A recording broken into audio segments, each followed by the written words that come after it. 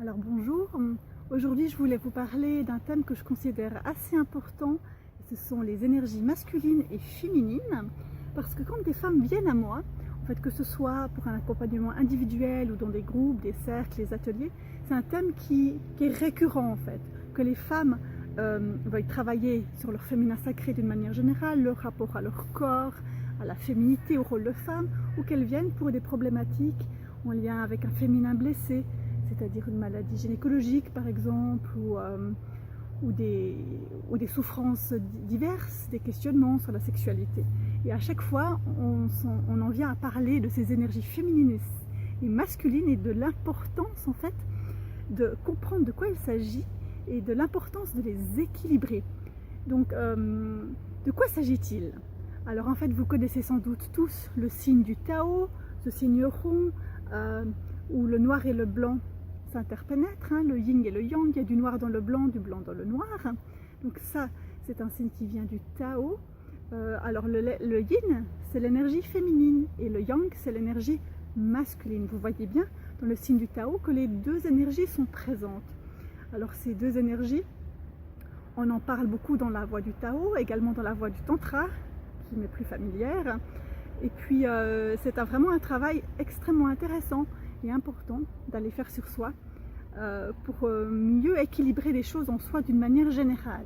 Alors je vais être extrêmement succincte, c'est un résumé évidemment, ça n'englobe pas tout le sujet, on pourra en parler pendant des semaines, parce qu'il y a des stages entiers qui ont pour objectif de réconcilier ces deux énergies, de comprendre ce qui se passe en nous.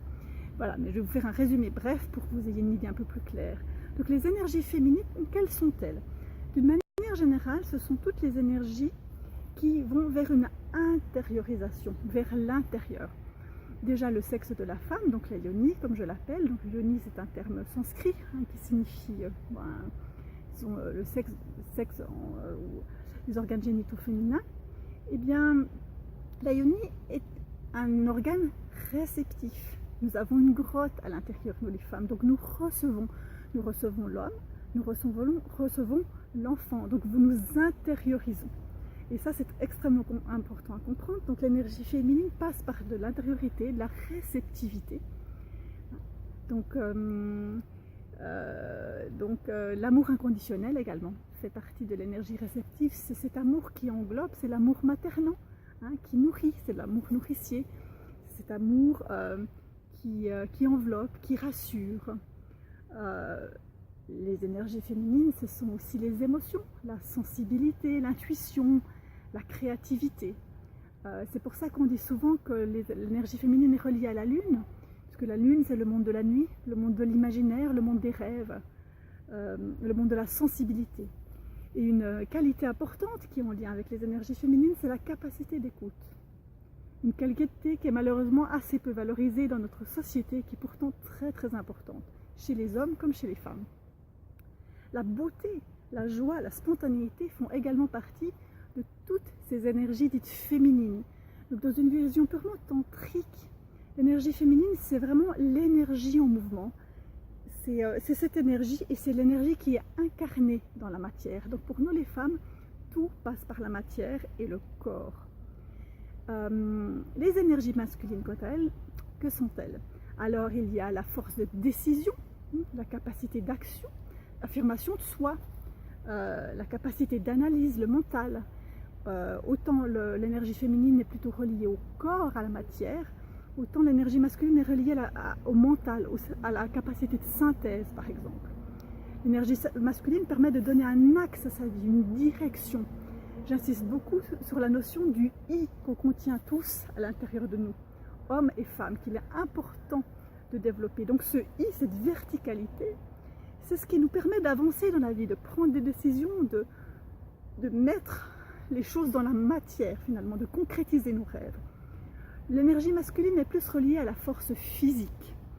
Quant au féminin, sa puissance réside ailleurs. Alors il y a une puissance émotionnelle, une puissance psychique, une puissance sexuelle aussi du féminin, et là j'insiste beaucoup sur cette notion-là dans mes groupes autour de la sexualité, notamment féminine, la sexualité féminine étant une sexualité extrêmement puissante, contrairement aux croyances répandues.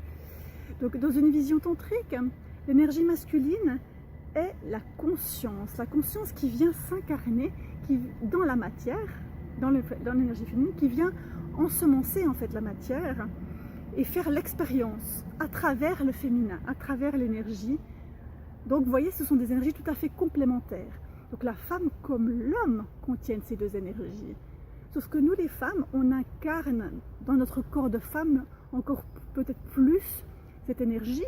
Néanmoins, les deux énergies sont présentes dans les deux sexes. Et malheureusement, les énergies dites féminines sont assez peu valorisées dans notre société qui est encore une société patriarcale. Dans notre société patriarcale, il y a des valeurs plutôt masculines, l'action, la structure, la logique, la synthèse qui sont valorisées. Et puis malheureusement aussi un masculin un peu dénaturé, c'est-à-dire que pour réussir dans notre société, il ne faut pas hésiter à écraser les autres. Et c'est bien dommage parce que les énergies féminines complètent merveilleusement bien les énergies masculines quand il y a un équilibre. C'est-à-dire qu'un homme aussi a besoin d'être connecté à ces énergies féminines. Et depuis des siècles, on dit aux hommes qu'ils n'ont pas le droit de pleurer, que les émotions c'est mal. Donc hommes et femmes ont besoin de reconquérir finalement un accès à leurs énergies dites féminines. Ces énergies doivent être réhabilitées. Et pour une femme qui veut devenir un leader, elle va être un leader de manière complètement différente qu'un homme. La puissance du féminin réside ailleurs. Ça ne veut pas dire qu'on ne doit pas réfléchir. Nous les femmes, on a évidemment des compétences intellectuelles tout aussi importantes que celles des hommes, des capacités d'analyse aussi, ça c'est notre masculin. Mais on a d'autres compétences, d'autres capacités qui sont complémentaires.